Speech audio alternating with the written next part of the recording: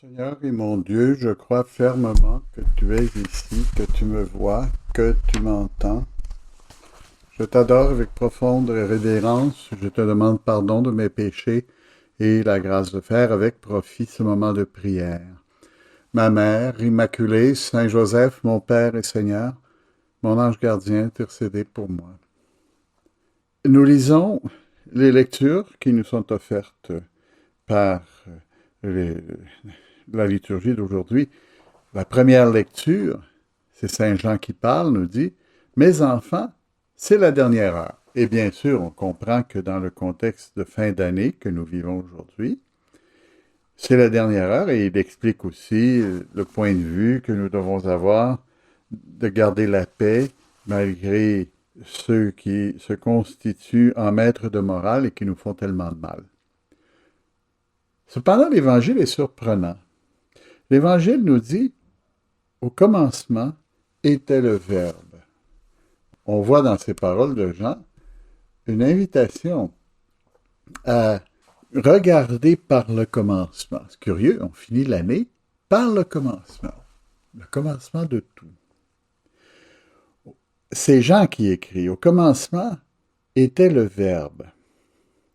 Jean, le disciple aimé de Jésus, qui, dans son prologue, c'est-à-dire le premier chapitre non numéroté de son évangile, nous parle de qui était Jésus. Il nous parle de l'essence de sa personne, et non pas seulement du fait que Jésus était un homme, mais nous dit d'abord qu'il était Dieu. Dieu sait si, pour les apôtres, il a été difficile pour eux de comprendre qu'il était Dieu, ou même s'ils le savaient, il revenait toujours à l'apparence. C'était quand même l'un des leurs, le premier entre eux, et certainement très élevé au-dessus d'eux. Néanmoins, il était le maître et sa présence était humaine. Ils étaient des bons étudiants, ils étaient des bons disciples de ces personnes qui savaient considérer les enseignements du Christ avec sérieux, même si à l'occasion, les conséquences qu'ils en tiraient n'étaient pas les bonnes. Après une vie à considérer ce qu'était Jésus, il nous dit Jésus, au commencement, était présent dans la personne du Verbe. Il y a un parallèle entre ces mots et les premiers mots de la Genèse. Les premiers mots de la Genèse sont dit « Au commencement, Dieu créa le ciel et la terre ». Le commencement absolu de l'univers s'est fait par Dieu. Et Dieu a décidé, par sa libre volonté, de créer le ciel et la terre. Et ça, tous les Juifs le comprenaient et l'acceptaient. C'est un mystère qu'on acceptait, on comprenait que ça pouvait être comme ça, mais on ne pouvait pas l'expliquer, mais il l'acceptait. Or, son évangile commence par les mêmes paroles, mais avec des variations. Au commencement, il parle du même commencement, et le commencement, c'est pas le commencement de Dieu, c'est le commencement de l'univers, c'est-à-dire à la création se trouvait le Verbe.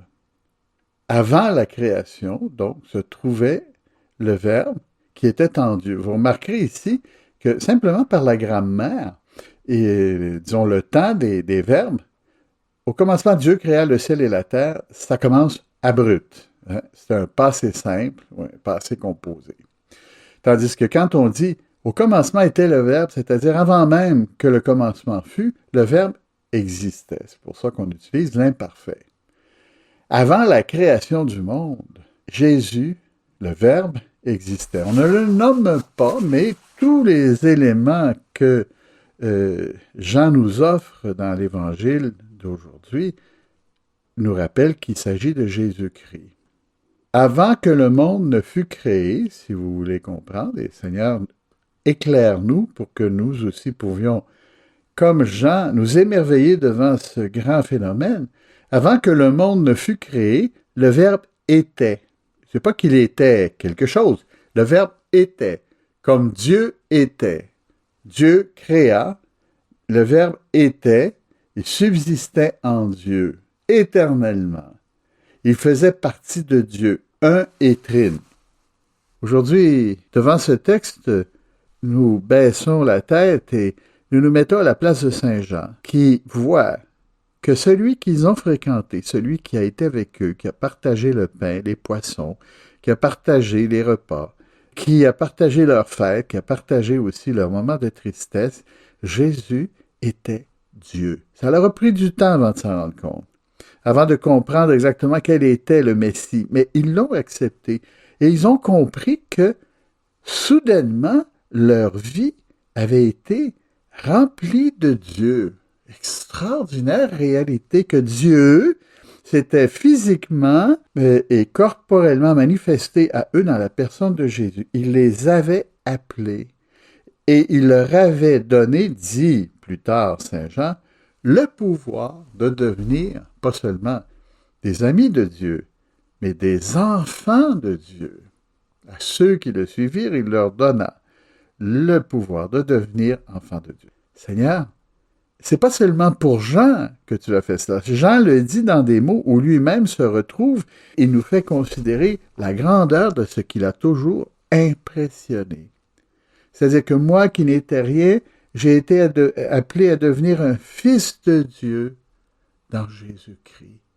Par l'amitié avec le Christ, par la réception que j'en ai fait dans ma vie et plus tard dans l'Eucharistie, tu m'as fait ton enfant, l'enfant de Dieu, Père, Fils et Saint-Esprit.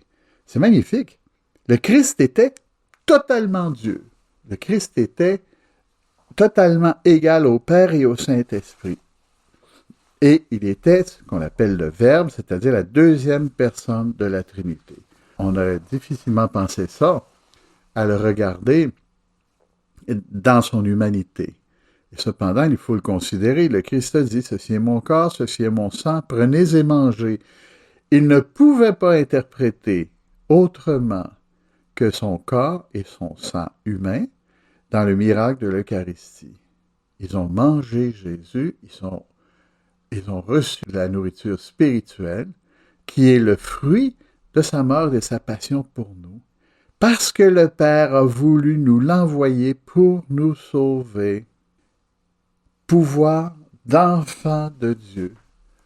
Mon frère, ma sœur, aujourd'hui, dans ce moment de considération, nous demandons au Seigneur, nous aussi, de réaliser, de faire cette même considération. Je suis enfant de Dieu. Mais c'est extraordinaire. Seigneur, tu as voulu que je devienne enfant de Dieu. Ton enfant et en même temps ton frère. Tu nous as envoyé l'Esprit Saint pour nous sauver. Et nous arrivons à la fin de l'année en nous posant plein de questions. Probablement que nous réalisons qu'il y a plein de choses que nous n'avons pas faites. On est au commencement et à la fin, curieusement. On commence l'année en se demandant qu'est-ce qu'on a fait l'année d'avant. Et je dirais que le centre de notre prière aujourd'hui, c'est de voir à quel point nous avons compris que Dieu nous a voulu pour être ses enfants, que Dieu a voulu nous approcher de Dieu comme on approche une brebis du berger, comme il nous approche de sa mère pour nous garder. Enfants de Dieu, c'est magnifique. Si cette année nous avons pu nous approcher un peu de Dieu parce que nous avons précisément pris les moyens, plus de dévotion, plus de prière, plus de moments à regarder, considérer la vie de Jésus dans l'Évangile, certainement que nous avons fait des pas pour découvrir toute notre filiation divine. Fils, fille de Dieu. Étonnant, de la même façon que Jean considère que tout cela lui est arrivé dans sa vie à un moment donné où il ne pensait pas à ça, mais le Christ est entré dans sa vie a été bouleversée. Seigneur, bouleverse notre vie. Parce que toi aussi, tu veux aussi que nous soyons tes enfants. Tu veux entrer dans notre vie. Tu veux la transformer. Tu veux faire des enfants de Dieu. Tu veux habiter parmi nous, en nous. Imagine-toi ce que ce fut pour Marie, la mère de Dieu, ce que ce fut pour Jean. Nous le désirons nous aussi à la fin de cette année et au début de l'année qui commence. Je te remercie, mon Dieu, des bonnes résolutions, des actes d'amour, des inspirations que tu m'as communiquées dans cette méditation. Je te demande de m'aider à les mettre en pratique. Ma Mère Immaculée, Saint Joseph, mon Père et Seigneur, mon ange gardien, intercédez pour moi.